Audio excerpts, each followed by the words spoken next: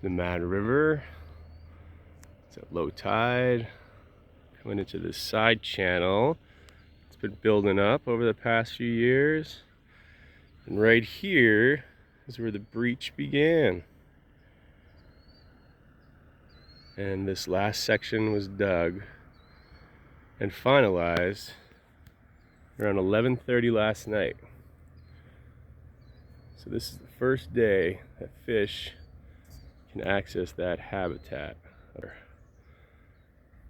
There's a long channel, goes to a couple side channels, and then some big ponds.